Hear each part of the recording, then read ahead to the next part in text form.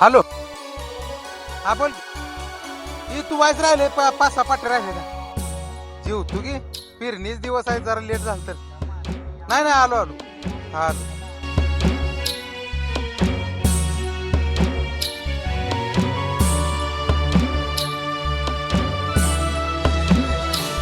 कसं येत 4 पाट्या राहिल्या होत्या का परत एक तुम्हाला घेतलं नको इचर रोज चुलीला कसं पाहत सूर्य पाया कशा पडतो माहिती आहे का?